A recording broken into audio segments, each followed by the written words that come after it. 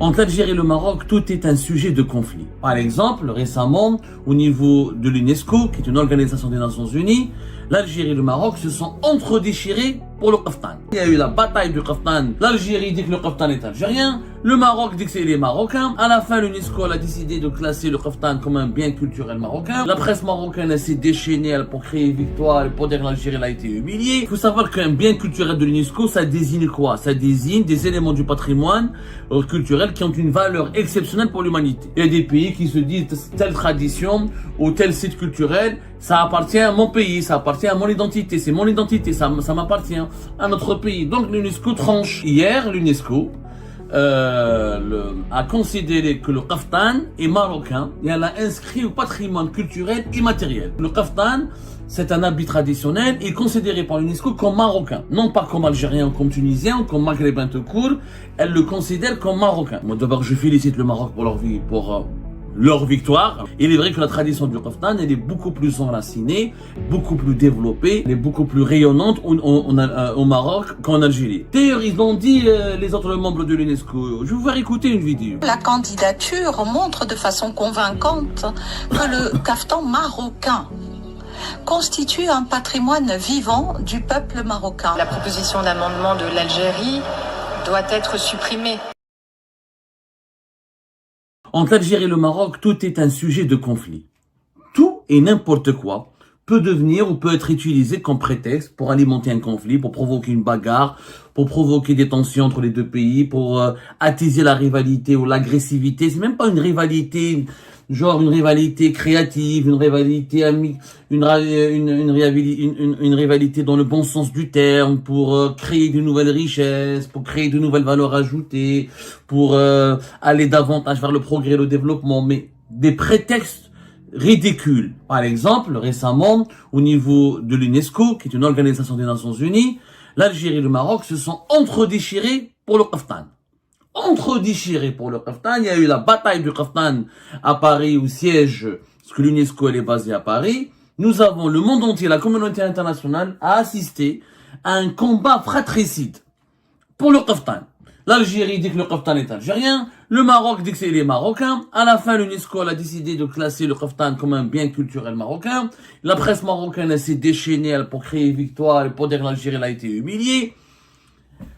C'est un spectacle qui fait mal au cœur. Deux pays voisins, deux pays frères, la même histoire, la même géographie, en dépit de nos divergences politiques, qui a quelques spécificités, particularités identitaires qui nous différencient, mais le patrimoine culturel, et ce qui nous unit le plus, le patrimoine culturel des deux pays, du Maroc et de l'Algérie, est la passerelle la plus inébranlable. De nombreux biens culturels marocains existent aussi en Algérie, et de nombreux biens culturels algériens existent aussi au Maroc. Il y a une passerelle qui est inébranlable.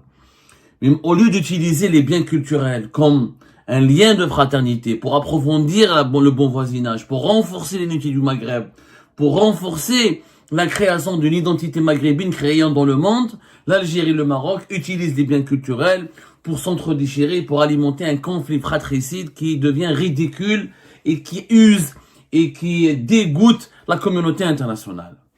D'abord, les faits, rien que les faits.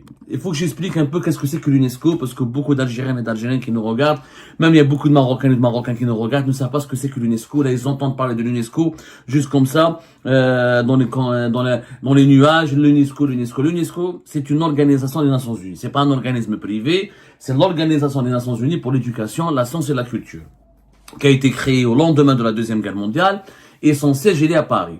Elle a 194 États sont membres de l'UNESCO et sa mission est de promouvoir la culture, etc. et de promouvoir le patrimoine culturel mondial et surtout d'utiliser la culture et les biens culturels comme des liens de paix, pour des liens comme des liens d'amitié entre les peuples à travers le monde et des passerelles, comme je disais, pour renforcer la paix et le vivre ensemble sur la planète. C'est ça le rôle de l'UNESCO.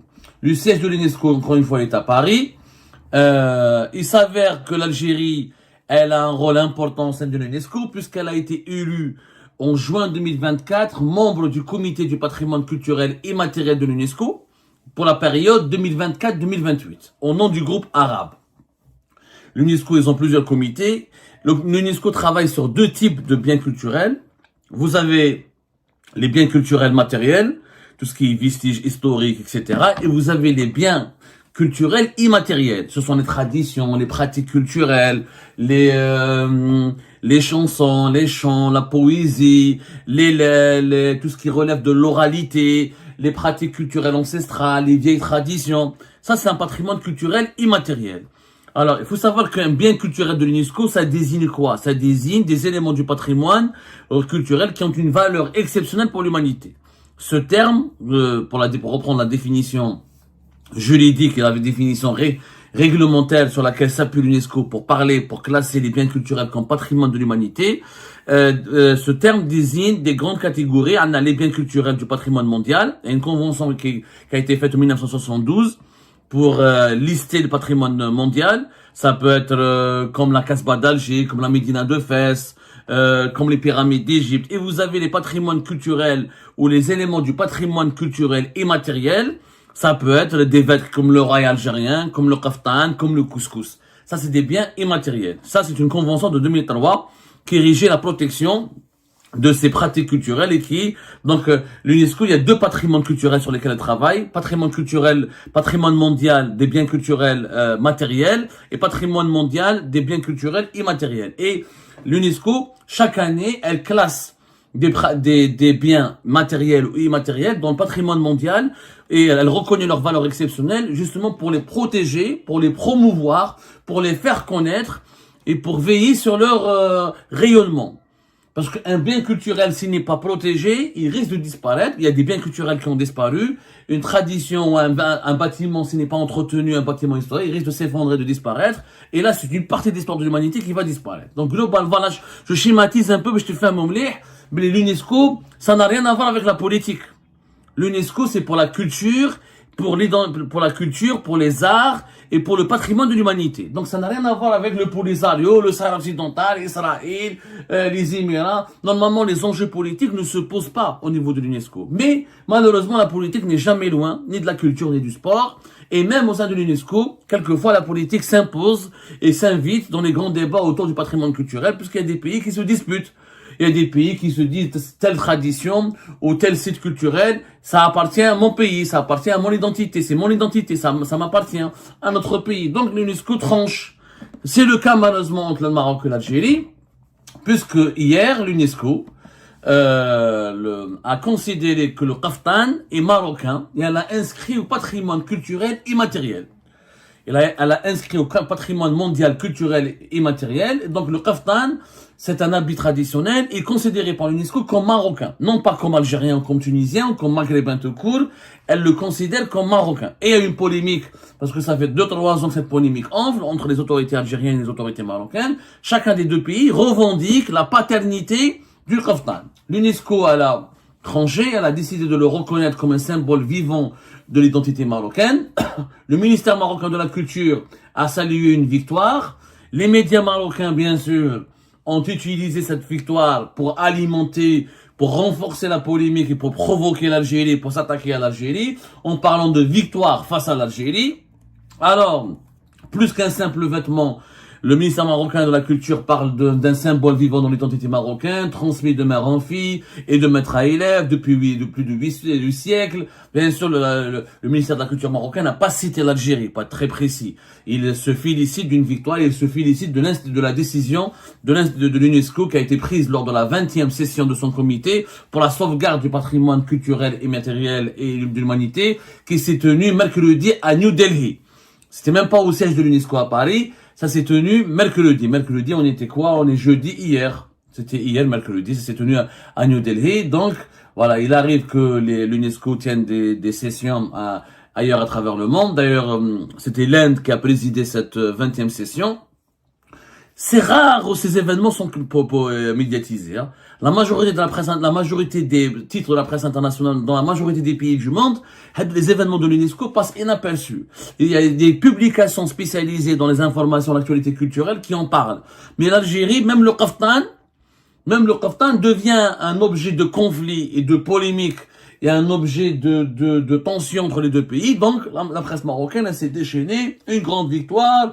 On dirait, je sais pas, on dirait, le Maroc, il a envoyé un satellite sur la Lune, etc. Et du côté algérien, la même chose, on crie au complot, bon, la presse algérienne n'en a pas parlé, mais dans les coulisses du régime algérien, on parle de complot, on parle de corruption, on parle de trafic d'influence, on dirait que l'Algérie a perdu je sais pas quoi. Elle a perdu une bataille militaire, ou là on dirait que l'Algérie elle a perdu une partie de son territoire. Mais c'est vraiment, pour moi, c'est l'exemple du sous-développement. L'exemple du sous-développement, comment deux pays, au lieu d'aller vers l'intelligence artificielle, au lieu d'aller conquérir au moment où les grandes nations de ce monde parlent de conquête de l'espace, d'intelligence artificielle, de Internet 6e génération, de la dématérialisation, de la robotisation de l'économie, de la numérisation de l'économie, l'Algérie et le Maroc se disputent autour du kaftan, autour du couscous, autour n'importe quoi.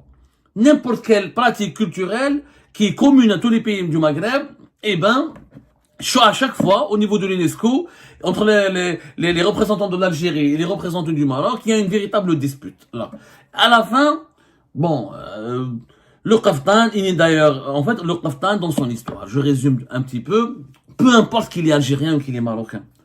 Moi, d'abord, je félicite le Maroc pour leur victoire, alors qu'il ne s'agit même pas de victoire.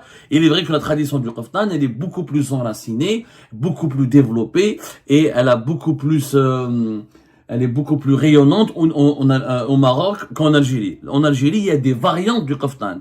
D'ailleurs, l'UNESCO, elle a déjà reconnu des vêtements et des habits qui ont été classés patrimoine de l'humanité, c'est-à-dire patrimoine immatériel. Donc l'Algérie n'a pas perdu à 100%.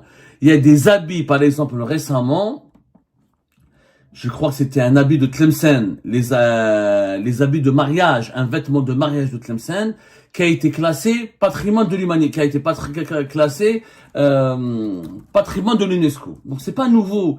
Les deux pays sont dynamiques au niveau de l'UNESCO et les deux pays ont réussi à placer des biens culturels de leur pays et de leur patrimoine au niveau de l'UNESCO. C'est la Chedda de Tlemcen. La Chedda de Tlemcen, elle a été reconnue comme étant voilà, c'était je crois en 2012 sur le site de l'UNESCO, les rites et les savoir-faire associés à la tradition du costume nuptial de Tlemcen. Voilà, inscrit en 2012 sur la liste représentative du patrimoine culturel immatériel de l'humanité. Donc l'Algérie c'est pas une défaite pour l'Algérie, ni une grande victoire pour le Maroc. Il faut savoir que l'Algérie, comme le Maroc, ils ont de nombreux biens culturels inscrits au patrimoine de l'UNESCO. Je vais vous donner un chiffre bien précis. On a fait des recherches. Alors, pour l'Algérie,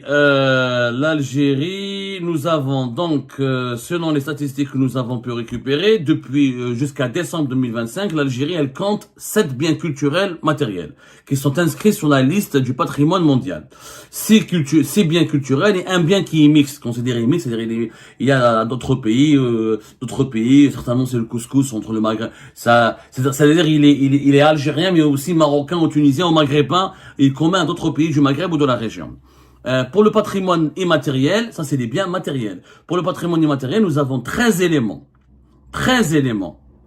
12 sur la liste représentative et 1 sur la liste nécessitant une sauvegarde urgente. Tandis comme un exemple, la Casbah d'Alger, elle est inscrite depuis 1990 dans le patrimoine mondial de l'UNESCO.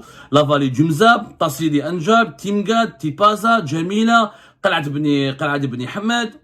Ça va quoi. Il n'y a pas une grande différence entre l'Algérie et le Maroc.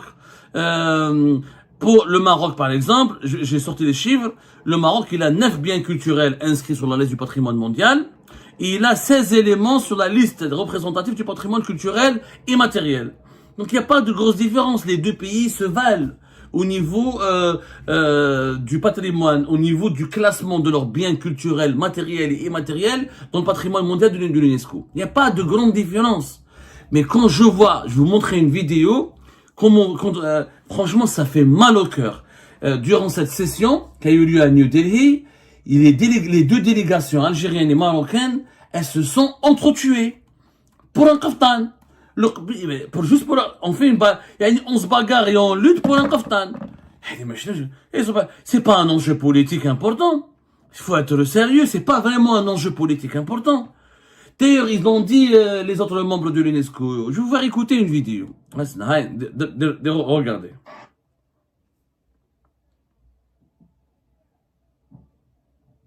Soulève des irrégularités qui nous a... Le dossier de ce caftan soulève des irrégularités qui nous imposent de réfléchir. Où va ce comité si on continue à être aussi tolérant? Nous avons relevé avec une très vive préoccupation que cette candidature ait pu être menée alors que de nombreuses irrégularités ont été constatées dans ce dossier relatif au caftan. D'après l'organe d'évaluation, la candidature montre de façon convaincante que le caftan marocain constitue un patrimoine vivant du peuple marocain.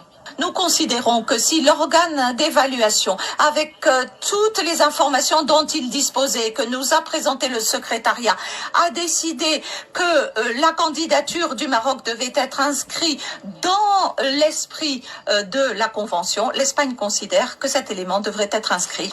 Nous soulignons que les débats de ce comité doivent rester strictement culturels et exempts de toute tentative de dilution et de réinterprétation politique des éléments proposés. Haïti appelle donc à reconnaître pleinement le caractère singulier du caftan marocain. Non pas du caftan, mais du caftan marocain, tel qu'il est présenté par l'État qui en est le dépositaire historique. Les Émirats arabes unis appuient l'amendement proposé par le Paraguay qui conserve la version d'origine de ce projet de décision qui recommande l'inscription du caftan marocain.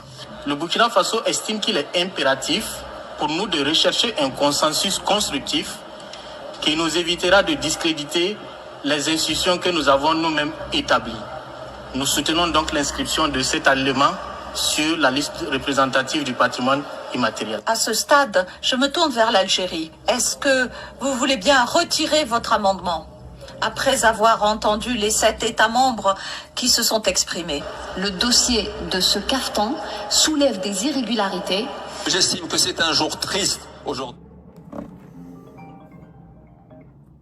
où les valeurs qui nous réunissent sont piétinées, malheureusement, à travers cette démarche. Ce que nous présentons, nous le faisons au nom des communautés et au nom des peuples, et non au nom des gouvernements.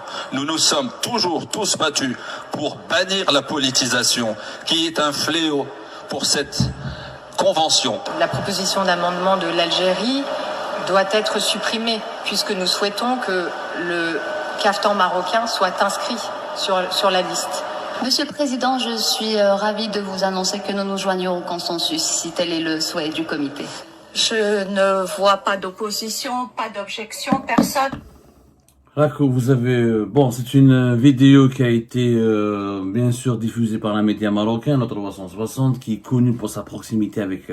plus que pour sa proximité, pour son affiliation aux autorités marocaines. Donc on n'a pas trouvé d'autres images provenant de sources algériennes ou de sources neutres pour résumer un petit peu les travaux et les échanges et les débats de cette 20e session du comité pour la sauvegarde du patrimoine culturel et matériel de l'humanité qui s'est tenue dans Gagno Delhi. Mais les images du 360 de ce média marocain, même si ce média n'est pas neutre et très objectif, en tout cas elle résume elle-même les débats, les échanges, voilà, toutes les délégations des pays qui étaient présentes, on a été vraiment fatigués et elles étaient un petit peu indignées par cette dispute entre l'Algérie et le Maroc et elles étaient davantage convaincues par le dossier marocain et l'Algérie voulait tout pour bloquer le projet marocain et elle considérait le projet marocain comme un projet comment dirais-je, souffrant de plusieurs irrégularités. En réalité, à chaque fois, à l'UNESCO, ces dernières années, notamment depuis la rupture de relations diplomatiques entre l'Algérie et le Maroc depuis 2021, ce problème, ce conflit algéro-marocain au niveau de l'UNESCO est devenu encore plus intense, mais ça existait bien avant la rupture des relations diplomatiques. À chaque fois que l'Algérie présentait un dossier pour inscrire un bien culturel ou immatériel au patrimoine de l'humanité de l'UNESCO, le Maroc tente de bloquer. Et à chaque fois que le Maroc propose un projet pour inscrire un bien de culturel au patrimoine de l'humanité, matériel ou immatériel, l'Algérie tente de bloquer. Les deux pays sont toujours les uns, à chaque fois, ce que le Maroc propose, l'Algérie dit non, et essaie de le bloquer. Ce que l'Algérie propose, le Maroc dit non, essaie de bloquer. Une animosité vraiment ridicule, qui finit par révolter. Vous avez bien vu le représentant du Burkina Faso. Il faut préserver les institutions culturelles de l'UNESCO et il faut les mettre à l'abri contre les conflits, à l'abri et les protéger contre les conflits politiques ou les récupérations politiques. Vraiment, le conflit algéro-marocain est devenu fatigant. Le Kaftan ya Jama'a, je le rappelle, même s'il est marocain, c'est pas grave. Il y a d'autres variantes. L'Algérie, on a politisé. Les Marocains, ils en ont fait une histoire. L'Algérie l'a politisé. Il faut savoir que le Kaftan, il y a des variantes en Algérie. L'Algérie peut proposer des variantes du Kaftan qui s'appellent pas le Karak ou qui me Shidda, dont on a parlé tout à l'heure. Elle peut les présenter au niveau de l'UNESCO. Voilà, c'est tout.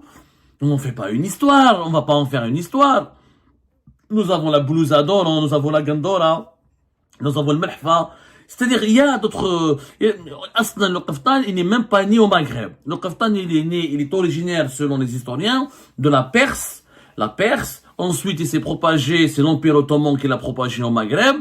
Et au Maroc, il y a une tradition qui s'est développée il y a 8 siècles, qui l'a un peu marocanisé, on a créé une variante locale du Kaftan qui a, qu'on le veuille ou non, c'est vrai que le Kaftan marocain est très connu, très prestigieux. Les Marocains savent faire de la publicité, savent promouvoir leur patrimoine.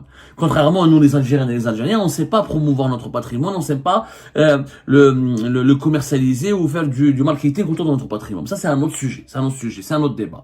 Le problème, c'est que ce sont ces deux pays voisins qui, au lieu de s'unir pour défendre l'identité commune du Maghreb, qui, au lieu de s'unir pour imposer le Maghreb comme étant un foyer culturel dynamique de l'humanité, qui au lieu de s'unir pour défendre les mêmes causes, pour inscrire les mêmes dossiers, parce qu'il y a encore une fois des pratiques culturelles communes. Je suis sûr que si les relations étaient bonnes entre l'Algérie et le Maroc, et qu'il n'y avait pas cette rupture, il n'y avait pas ces tensions fratricides, que les deux États auraient pu s'unir pour présenter un dossier pour dire le Kaftan marocain et ses variétés algériennes, les deux auraient pu être retenus par l'UNESCO.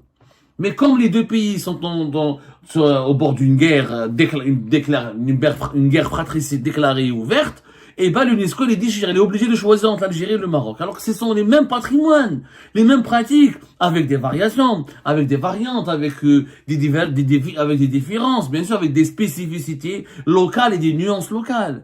Mais cette bataille, elle est ridicule. Elle démontre que le Maghreb est affaibli, que le Maghreb affaiblit ses forces, gaspille ses forces, et se prive de son unité, et gaspille son énergie, perd son temps dans des luttes internes et fratricides, alors qu'il a tout à gagner, alors que les pays de la région ont tout à gagner à s'unir et à parler d'une même voix. Voilà, on est très loin. Quand on voit ce qui se fait à l'Afrique de l'Ouest, ce qui se passe en Afrique de l'Ouest, ce qui se passe dans l'Union européenne, ce qui se passe dans les pays d'Amérique latine, où les pays s'unissent et effacent leurs divergences, dépassent leurs conflits conjoncturels pour s'unir autour de projets structurels, autour du couscous, autour du rail, autour du kaftan. C'est ça le sous-développement. C'est ça le sous-développement. Quand des peuples sont entraînés dans des polémiques stériles, c'est stérile. Le Kaftan et les Marocains, le Kaftan et les Marocains. Les Marocains vont se développer.